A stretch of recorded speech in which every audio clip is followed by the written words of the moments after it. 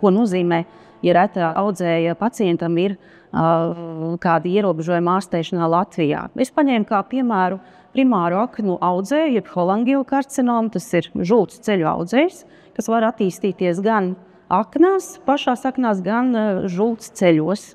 Diagnostika ir ārkārtīgi sarežģīta, tas nav tikai Latvijā, tā notiek visā pasaulē. Diemžēl tikai 10–15% ir agrīni diagnosticēti, un tāds pacients var radikāli ķirurģiski ārstēt, un šādiem pacientiem ir arī izārstēšanās iespējas. Bet, diemžēl, lielākā daļa šo pacientu nonāk pie diagnozes jau izplatītā stadijā. Nav precīzi zināmi dati par šo saslimstību un slimības iznākumu.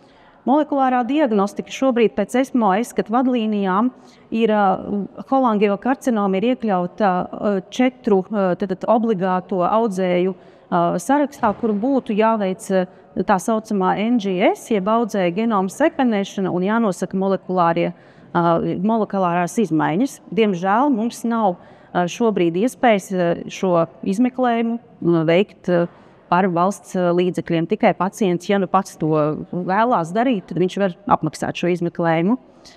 Un par medikamentiem, protams, tas ir pie holangiokarcinomām ir pavisam skumjš stāsts. Ja pacientam ir agrīns audzējs, tad neliela daļa pacientu, un viņš tiek operēts, pēc operācijas būtu jāsaņem profilaktiskā ķīmijterapija ar kapacitabīnu. Kapacitabīns mums ir. Tas ir diezgan jau sens medikaments, tas ir pieejams, bet diemžēl ne pie šīs diagnozes. Tātad par maksu mēs varam izrakstīt, bet diemžēl kompensācijas sistēmā nav iekļauts.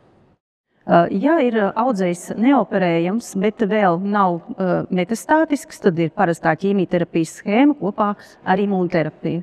Jā, durvalumaps ir Latvijā, tas pat ir iekļauts kompensējamo zāļu sarakstā, piemēram, pie plaušu audzējiem, bet ne pie šīs diagnozes.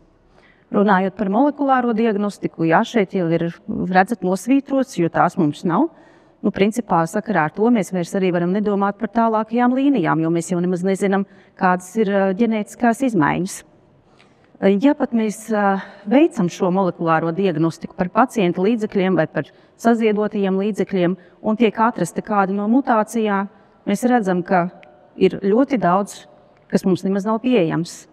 Un ir šis tas, kas ir pieejams, bet, protams, atkal ne pie šīs diagnozes. Un tad mēs atduramies pret to, ka mums šiem pacientiem ir tikai standarta terapija, pat tā vairs nav standarta, tā ir novecojusi terapija ar ķīmiju preparātiem, kas ir pieejami stacionārā, bet, diemžēl, neviens no jaunajiem mērķu molekulām mums nav pieejama.